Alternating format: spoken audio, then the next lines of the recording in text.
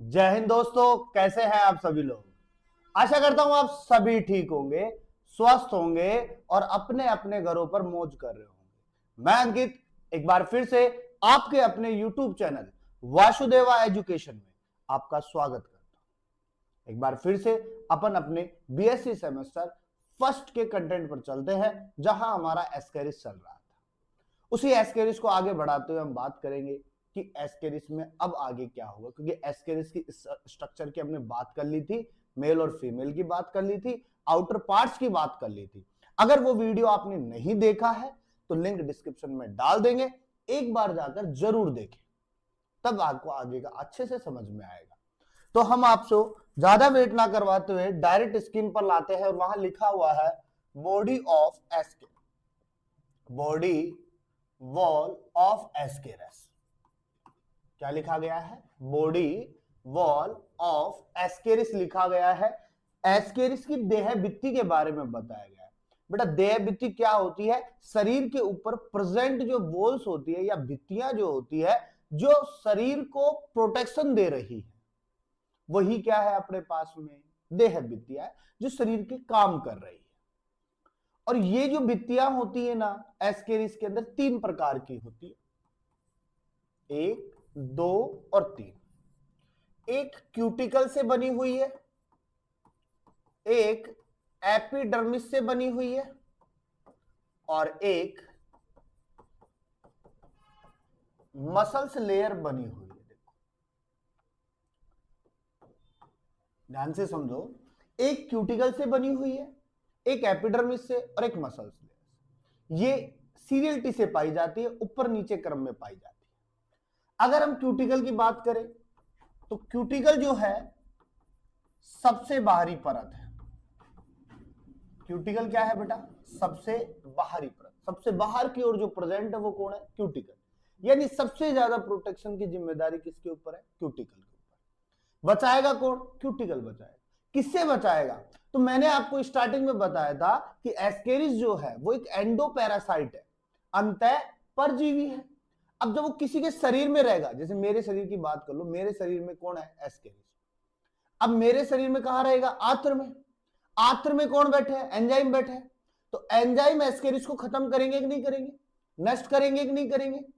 मार देंगे ना बेचारे को। अब वो बेचारा मरेगा, वो मरेगा तो क्या वो अपना काम कर पाएगा? क्या वो जीवित रहेगा? क्या मर गया?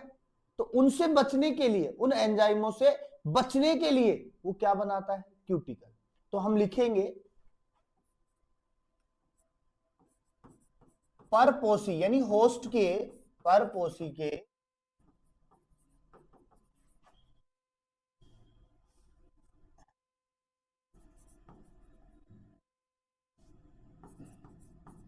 परपोषी के एंजाइम से बचने के लिए, एंजाइम से बचने के लिए कौन बैठा है? क्यूटिकल बैठा। अच्छा, एक और बात करूं मैं यहां पे, ये क्यूटिकल कैसी होती है? तो देखो, अगर पतली होगी तो टूट जाएगी, तोड़ देंगे। पतली होगी तो टूट जाएगी, तोड़ देंगे। तो सबसे पहली बात यह है, मोटी होती है। यह कैसी होती है? चमकदार होती है। समझ रहे हो बात को? कैसी होगी? मोटी होगी, चमकदार होगी, और हम ये भी कह सकते हैं दृढ़ होती है, मजबूत होती है। इतनी मजबूत होती है कि टूटेगा नहीं। जैसे पुष्पा भाऊ ने कहा था ना, झुकेगा नहीं, वैसे ही क्यूटिकल है। कितने भी एंजाइम आ जाए मेरे ऊपर कोई असर नहीं पड़ेगा, मैं बिल्कुल नहीं टूटूंगा। समझ रहे हो बात को? अब क्यूटिकल के जस्ट नीचे कौन बैठा है? एपिडर्मिस। क्यूटिकल के नीचे कौन बैठा है? एपिडर्मिस। तो हम क्या लिखेंगे? क्यूटिकल के नीचे पाई जाती है ये लोग। समझ रहे हो बात को? अब देखो, तीसरी बात करेंगे मसल्स लेयर की। मसल्स लेयर का मतलब पेशियों का स्तर। अब जहां पेशी शब्द जुड़ गया, वहां हमें पता है दो ही काम होते हैं, या तो संकुचन का या असंकुचन का। समझ रहे हो बात को? या तो संकुचन का काम होगा या असंकुचन का? तो हम मसल्स लेयर के लिए दो ही नाम लिख देते हैं, संकुचनशील भाग, संकुचनशील भाग, और दूसरा हम लिखेंगे असंकुचनशील भाग, असंकुचनशील भाग। तो मसल्स लेयर जो होती है बॉडी के अंतर्गत संकुचन करने का काम भी करेंगी और असंकुचन करने का काम भी करेंगी। क्यों? क्योंकि बॉडी के अंदर जो मूवमेंट होगा, बॉडी के अंदर जो मूवमेंट होगा, गति होगी या मूवेबल प्रोसेस, इन मूवेबल प्रोसेस पूरा का पूरा किसके ऊपर डिपेंड करेगा? मसल्स लेयर पर डिपेंड करेगा, पेशियों पर डिपेंड करेगा। अब इसके अंदर कई प्रकार के अनुधीर्य पेशियां पाई जाती हैं जो इन चीजों के लिए क्या होती है? जिम्मेदार होती है। अब सबसे बड़ी बात यह आती है कि इन मसल्स लेयर का योगदान कहां होगा, यह मसल्स लेयर कहां प्रेजेंट होती है? तो हम एक बात सीधी कहते हैं कि हमारा नेक्स्ट जो टॉपिक रहेगा उसके गति, गति को हम बेटा क्या लिखेंगे? गति को क्या लिखेंगे? मूवमेंट। और देखो ये जो गति हो रही है ना, ये इन पेशीय स्तरों की वजह से हो रही है। किन की वजह से हो रही है? पेशीय स्तरों की वजह से हो रही है। तो मैं यहां क्या लिखूंगा कि एस्केरिस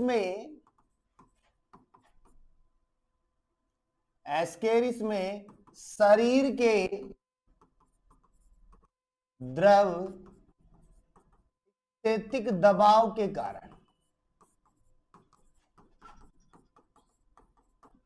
द्रव स्थैतिक दबाव के कारण गति होती है, मूवमेंट होता है। या बेटा मैं सिंपल बात लिखूं, कौन सी गति करेगा? क्रेवलिंग गति करेगा। कौन सी गति करेगा? क्लेवलिंग गति करेगा। या मैं कह दूं रेंगेगा। रेंगेगा तो क्या बनाएगा? एस की आकृति या वेव बनाएगा। ऐसे क्या बनाएगा? वेव बनाएगा। या हम इसको हिंदी में लिखें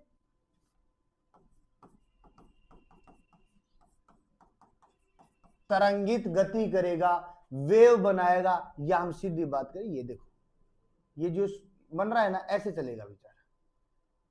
या हम कहें कि जब छोटा बच्चा किसी चीज के लिए जिद करता है तो नीचे जमीन पे पड़ के खटखट ऐसे रेंगता है ना, लौटता है। सेम काम किसका है? एस्केरिस का। ऐसे ही गति करेगा। समझिए बात को, ये गति की बात हो गई। अब यहां पे बेटा हम बात करते हैं, देखो पाचन तंत्र की। किसकी बात कर रहे हैं? पाचन तंत्र की। और पाचन तंत्र को बेटा हम क्या कहेंगे? डाइजेस्टिव सिस्टम कहेंगे। क्या कहेंगे? डाइजेस्टिव सिस्टम कहेंगे। और बात अगर बेटा डाइजेस्टिव सिस्टम की आ रही है तो हमें एक नाम है जिसको सबसे पहले लेके चलना है, आहार नाल। जहां पाचन तंत्र जुड़ जाए वहां आहार नाल लेके चलो, क्योंकि विदाउट आहार नाल पाचन तंत्र बनेगा नहीं। और हम ये कहेंगे कि आहार नाल सीधी, लंबी, नलिकाकार होती है। क्या होगी? सीधी होगी, लंबी होगी और नली के समान होगी, जिसमें से भोजन जाएगा, सपाट देही ऑब्जर्व होगा, वापस आ जाएगा। लेकिन एक चीज याद रखना कि यहां ये जो आहार नाल पाई जा रही है, ये पाई जाती है अपूर्ण विकसित। कौन सी आहार नाल है बेटा? अपूर्ण विकसित आहार नाल पाई जाती है। अब देखो ये अपूर्ण विकसित क्यों है, पूर्ण विकसित क्यों नहीं है? तो देखो हम कहेंगे यहां कुछ भाग पाए जाते हैं, आहार नाल के सारे भाग नहीं पाए जाते। क्यों? हम उसे पूर्ण विकसित कहेंगे जो मुख से लेकर के गुदा तक सारे भागों को लेकर बैठी है, उसको तो हम क्या कहेंगे? पूर्ण विकसित। लेकिन जिसमें एक भी भाग एब्सेंट है उसे हम कहेंगे अपूर्ण विकसित। तो एक्चुअली में कौन कौन से भाग पाए जाते हैं? सबसे पहला पार्ट मुख पाया जाता है, माउथ पाया जाता है। दूसरा हम लिखेंगे फेरिक्स पाई जाती है। तीसरा हम लिखेंगे इंटेस्टाइन पाया जाता है। चौथा हम लिखेंगे यहां पे रेक्टम पाया जाता है। ये चार भाग पाए जाते हैं। समझ गए बात को? अब देखो, वैसे एक्चुअली में पाचन तंत्र में क्या पाया जाता है? तो मुख भी है, बकल कैविटी भी है, फेरिक्स भी है, ओइसोफेगिस भी है, स्टमच भी है। स्टमच के 3 पार्ट है। इंटेस्टाइन है, इंटेस्टाइन के 2 पार्ट है, स्मॉल इंटेस्टाइन और लार्ज इंटेस्टाइन। इनके भी 3-3 पार्ट होते हैं। फिर अंत में अपने पास में गुदा आती है, एनस आता है। तो ये डाइजेस्टिव सिस्टम के पार्ट हैं और इन्हीं पार्टों के माध्यम से अपन एक संपूर्ण डाइजेस्टिव सिस्टम या एलिमेंट्री कैनाल की बात करते हैं। समझ रहे हो बात को? अब हम इन 4 की बदौलत थोड़ी बात करेंगे संपूर्ण की, लेकिन एस्केरिस में 4 ही है। क्यों है? क्योंकि एस्केरिस में बाहर से भोजन लेने की आवश्यकता ही नहीं है। एस्केरिस में बाहर से भोजन लेने की आवश्यकता ही नहीं है, क्योंकि एस्केरिस कहां है? अंतःपरजीवी। उसे कोई सॉलिड भोजन थोड़ी लेना है, उसे तो टुकड़ों में भोजन लेना है और उसे तो पहले ही डाइजेस्ट भोजन मिलता है। तो इतना सब तामझाम लेने की जरूरत कहां है उसको? समझ रहे हो ना बात को? तो उसके पास में केवल 4 चीजें होती है। अब इन 4 चीजों में हम बात करें माउथ की, तो हम सिंपल बात कहेंगे कि एस्केरिस का जो मुख होता है वो कैसा होता है बेटा? तिकोना मुख होता है। पहली बात तो एस्केरिस का मुख कैसा होगा? तिकोना होगा, 3 कोणों से बना होगा या ट्राइएंगल्ड होगा। समझ गए बात? या तो तिकोना मुख या ट्राइएंगल्ड होगा। ठीक है, ऐसे ऐसे और ऐसे त्रिभुज बना दो, वही अपना क्या है? ट्राइएंगल। ठीक है, अब ये जो तिकोना मुख है, तो आप कहोगे सर ओष्ठ कितने होंगे, होठ कितने होंगे, लिप्स कितने होंगे? तो हम सिंपल बात लिखेंगे, ऐसा होता है 3 ओष्ठों से घिरा होता है। तिकोना मुख तो मतलब 3 ओष्ठ। और लोगों को मतलब कई बार आपने पूछा होगा मुख क्या होता है, तो लोग कहते हैं कि मुख जो है अंदर का जो भाग है वो मुख है। नहीं, अंदर का भाग मुख नहीं है।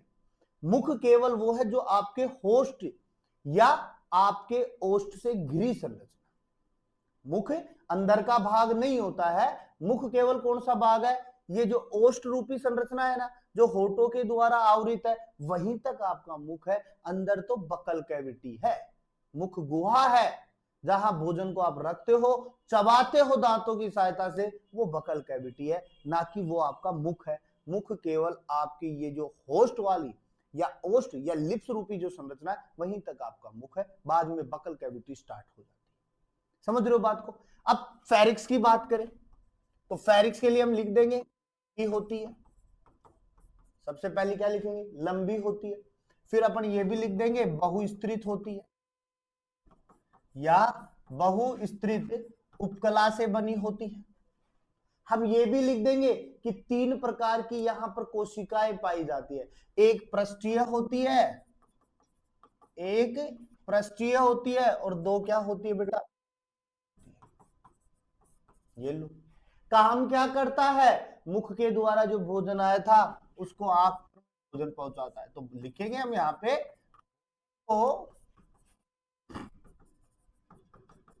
आंत्र तक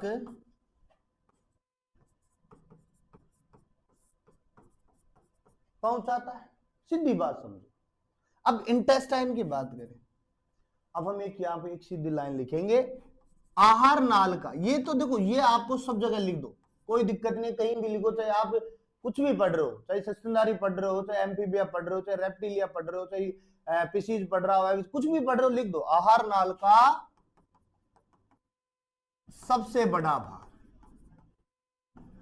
क्या होता है? सबसे बड़ा भाग होता है। ठीक है, सबसे बड़ा भाग, बिग पार्ट, ये लार्ज पार्ट या बिग पार्ट। तो किसको? आहार नाल का। कौन? आत्र। कौन? आत्र। काम क्या है? काम क्या है ये भी याद रखो, भोजन का अवशोषण। भोजन का अवशोषण करता है, एब्जॉर्ब करता है। एब्जॉर्बेशन ऑफ फूड कौन करेगा? आत्र करेगा। 2 लाइनें याद रखो, बाकी खत्म। आहार नाल का सबसे बड़ा भाग होता है, भोजन का अवशोषण करता है, जो अपने पास में लिक्विड भोजन आया या जो अपने पास में सिंपल भोजन आया उसको क्या करेगा, ऑब्जॉर्व करेगा, चबाने की आवश्यकता नहीं। रेक्टम के लिए हम क्या कहेंगे, रेक्टम के लिए सीधी बात याद रखो, मादा किसके द्वारा खुलेगा, एनस के द्वारा, नर किसके द्वारा खुलेगा, कोलेकल एपरेचर या अवस्कर छिद्र। काम क्या है दोनों का, अपशिष्ट भोजन को बाहर निकालता है, क्या कर रहा है, अपशिष्ट भोजन को बाहर निकालता है। देखो तामझाम करना ही नहीं है इसमें, अपन को ज्यादा खींचना ही नहीं है, पॉइंट टू पॉइंट बात करेंगे। मादा में एनस के द्वारा और नर में अवस्कर छिद्र के द्वारा काम क्या है, अपशिष्ट भोजन को बाहर निकालना। अच्छा एक चीज और याद रखना है, केवल मादा की बात कर रहे हैं कि यहां पर क्या पाई जाती है, डिप्रेसर एनआई नामक पेशी पाई जाती है। और ये जो डिप्रेसर एनआई नामक जो पेशी है ना, जो किसको खोलने का काम करती है, एनस को खोलने व बंद करने का कार्य करती है। ये लो बेटा, ये लो, ये गुदा द्वार है, ये बंद है अपने, इसमें क्या प्रेजेंट है, डिप्रेसर एनआई। अब जैसे ही अपशिष्ट पदार्थों को बाहर निकालना होगा, ये ऊपर की ओर आ गई, ये खुल गई, निकाल देगी, फिर जैसे निकला बंद, डिप्रेसर। मतलब ये भी संकुचन और असंकुचन का काम कर रही है। ये हो गई बात किसकी, पाचन तंत्र की। अब हम उठाते हैं एक इंपोर्टेंट टॉपिक, उत्सर्जन।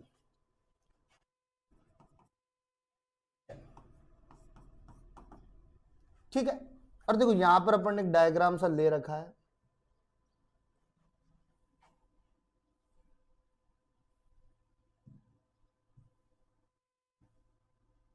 ज्यादा कुछ नहीं है, देखो ज्यादा कुछ नहीं है एक्सक्रेशन में।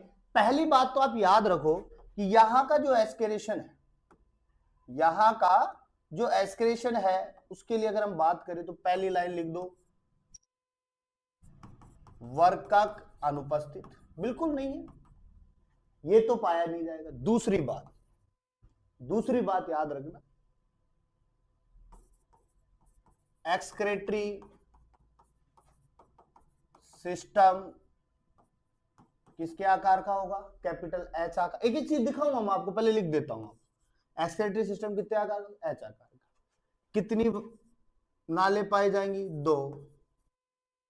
कितनी नाले पाई जाएंगी, 2। कौन सी होंगी, अनुदैर्घ्य नाले। जुड़ी किससे होंगी, अनुप्रस्थ नाल से। किससे जुड़ी होंगी, अनुप्रस्थ नाल से। एक और लिखें, एक्सक्रेटरी प्रोडक्ट, उत्सर्जी उत्पाद क्या होगा, तो फिर हम क्या लिखेंगे, यूरिया व अमोनिया, बात खत्म। उसके बाद में उसको हम क्या करेंगे, बाहर, या एक्सक्रेशन लिख दो या यहां पे ओब्लिक करके आप एक्सक्रेटरी सिस्टम कर दो। देखो पहली बात तो यहां कोई वर्कक नहीं है, किडनी नहीं है, और हमें पता है एक्सक्रेशन का काम किडनी के द्वारा होता है, तो किडनी नहीं है, उसको भूल जाओ। किडनी की जगह किसने ले ली, एक्सक्रेटरी सिस्टम ने ले ली, जो एच आकार का है। देखो अंग्रेजी वर्णमाला के एच आकार का, पहली बात ध्यान रखो। दूसरी बात मैं क्या कह रहा हूं, यहाँ पे 2 अनुदैर्घ्य नाले पाई जाती है। तो देखो एक तो यहां से ये वाली पाई जा रही है और एक यहां से ये वाली पाई जा रही है। ये अपने पास में पोस्टीरियर हिस्सा, इसलिए अपन इसको क्या कह दिया, पोस्टीरियर लॉन्गिट्यूडिनल कैनाल। और ये हमारे पास में क्या है, अनुदैर्घ्य, तो इसको अपने पास में क्या नाम दे देंगे, अनुदैर्घ्य या एंटीरियर, अगर वाले भाग की बात कर सकते हैं। ठीक है, अब इसके अंदर देखो यहां पर जुड़ी किससे, सारी नेटवर्क टनल कैनाल से। और हम ये कहेंगे कि ये उत्सर्जी कोशिकाओं को एक बहुत बड़ा समूह होता है, उत्सर्जी कोशिकाओं का एक बहुत बड़ा समूह होता है, जिन्हें हम क्या कहते हैं, जिन्हें हम क्या कहेंगे, रेनेट कोशिका कहते हैं। क्या कह रहे हैं, रेनेट कोशिका कहते हैं। अब देखो यहां पर क्या बना अपने पास में, उत्सर्जी पदार्थ। उत्सर्जी पदार्थ क्या है, यूरिया और अमोनिया। जब ये बन जाएगा तो इसको वापस से इन्हीं नालों के माध्यम से ऊपर की ओर पहुंचा दिया जाएगा, और ये बैठा एक्सक्रेटरी पोर्ट जो इसे क्या कर देगा, बाहर निकालेगा। अब हम बात करें कि ये उत्सर्जी पदार्थों में है क्या, तो याद रखना बेटा, एक्सक्रेशन के लिए हमने एक लाइन लिखवाता हूं कि नाइट्रोजनी अपशिष्ट पदार्थों को शरीर से बाहर निकालने की जो प्रक्रिया है वही क्या कहलाएगी, एक्सक्रेशन, उत्सर्जन कहलाएगी। अब यूरिया में क्या है, नाइट्रोजन, अमोनिया में क्या है बेटा, नाइट्रोजन, और नाइट्रोजनी पदार्थ शरीर के लिए क्या है, हानिकारक, इसलिए हमें क्या करना है, बाहर निकालना है। तो इसलिए किसकी आवश्यकता पड़ी, एक्सक्रीशन। क्लियर बात है, यहां एक्सक्रीशन की बात हो गई। अंत में हम बात श्वसन की। श्वसन के लिए हम लिख देंगे रेस्पायरेशन। अब याद रखो कि रेस्पायरेशन के लिए भी हमने दो बातें करते हैं कि एक वायुवीय श्वसन होता है, एक अवायवीय श्वसन होता है। जहां वायु प्रेजेंट है वहां वायुवीय श्वसन होगा, जहां वायु नहीं है वहां पे अवायवीय। एस्केरिस कहां रह रहा है, आंत्र में। आंत्र में क्या नहीं है, O2। O2 नहीं है तो कौन सा श्वसन करेगा बेटा, कौन सा श्वसन करेगा, अनऑक्सी श्वसन पाया जाता है। ये लो बेटा, हो गई बात। अब एक और लास्ट एंड फाइनल लिखते हैं, तंत्रिका तंत्र, जिसे हम क्या कहेंगे, नर्वस सिस्टम। अब नर्वस सिस्टम के लिए भी हमें एक बात याद रखनी है कि हम कहेंगे, सिंपल बात, सुविकसित पाया जाता है, सुविकसित उपस्थित। क्या होता है, संवेदनाओं ग्रहण करने का।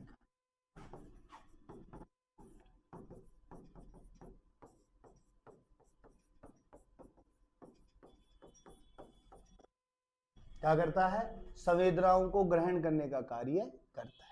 यहां पर अपना एस्केरिस के आधा मटेरियल कंप्लीट हो गया।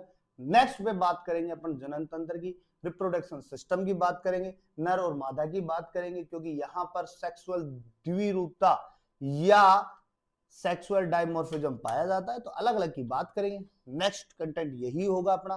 तब तक के वीडियो को फैला दो, जो नया है वो चैनल को सब्सक्राइब कर दो, बेल आइकन दबा दो, नोटिफिकेशन जल्द से जल्द आपके पास में आ जाएगा, और हमेशा की तरह मुस्कुराते रहो।